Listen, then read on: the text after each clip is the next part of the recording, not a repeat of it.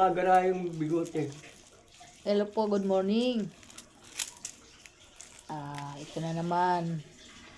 Si Nanay Linda nagbukas ng alakansya niya kasi wala pa Pakita mo yung alkansya. akong pambayad ng kuryente. Ito po. Ito mo may alkansya ka eh. Akala niyo si Nanay Linda ay maraming pera. Wala po. Tingnan mo naman yung aking inipon araw-araw natin sa 10. Ayan. Buti na lang kamo nag-ipon Ayan. ka. Buti na lang po, araw-araw nag-iipon ako ng 20 pesos. Ayan, sa kabila ng pag-iipon ko, ay inisip ko, wala pala ako pambayad ng kuryente, napakalaki ng kuryente ko. Yun po nangyari, kaya binuksan ko na lang, baka sakali makatulong sa aking pambayad ng kuryente.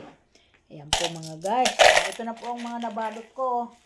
Ayan po mga guys, siguro aabot din to ng 1.5 na inipon ko. Kasi ano lang naman to, maliit lang naman na alak. Kasi ano ko lang naman yan. Konti-konti lang yan. Laro ko lang naman yan mga guys. Isang good morning everyone. Kaya payo ko sa inyo, magtabi-tabi rin kayo. Yan po yung sinasabi pag may pera tayo, malaki o maliit. Kailangan may lalaglagan tayo kahit 10 piso o 20 pesos. Kapag mayroon tayong barya, ilaglag natin yung iba. Pag naipon po yun, nagsama-sama po yun, ay napakalaking bagay na po yun at pwede na tayo makabili ng masarap na pagkain. At lalo naman kasi kami, matipid kami ngayon dahil hindi po kami kumakain ng mga bawal talaga, pinagbawalan na po kami. Kaya medyo matipid po yung aming pangangailangan. Kahit po sa prutas ay di mo na pinapakain, ay bawal din po. Prutas? Ayun po mga guys, mga bossing, isang good morning, another vlog. Another araw na naman na maganda ngayon, nga masikat ang araw. At masaya, walang stress, nakatulog naman ng maayos. At nandito kami ngayon nagmumuni-muni. Ayan po yung mga kasama ko. Ayan po yung mga makukulit dito sa akin. Ayan, pag nagla-live ako, yan po ang mga nangungulit sa akin. Itong isa, nanggigising naman ako pag natutulog ako. Hindi po ako makatulog ng hanggang alas 7 man lang ng umaga. Kasi ginigising na po nila ako para mag-armusal. Sabi ko, wala ba ako karapatan gumising ng alas 7 man lang ng umaga? Wala naman ako inaalagaan na bata, pero masahol pa po ako ng may inaalagaan ng mga bata na mga makukulit. Yan po guys. Kaya welcome to my vlog. Isang good morning sa aking mga follower at mga kaibigan dyan na sulit na mga follower nga nagsisiporta kay Nanay Linda na walang sawa. Ako po nagpapasalamat ngayong umaga, ados na po ngayon ng December.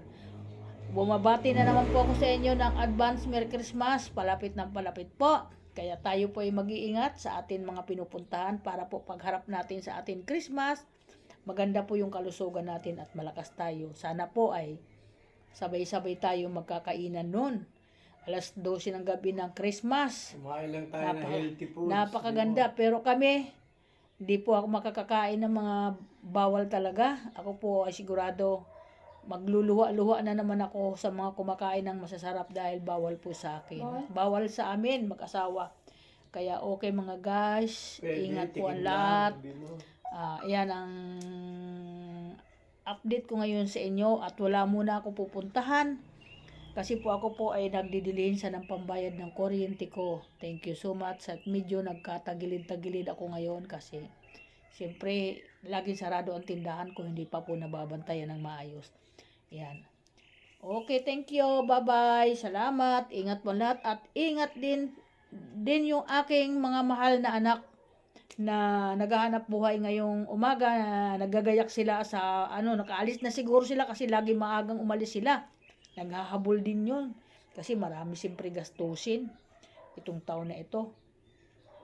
Kaya iyan, ingatan sila sana ng Panginoon at huwag silang magmamadali dahil hindi nakukuha sa madalian yan.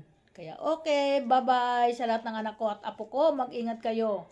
Ingat-ingat. Alagaan niyo ang mga anak niyo. Thank you so much. Bye-bye.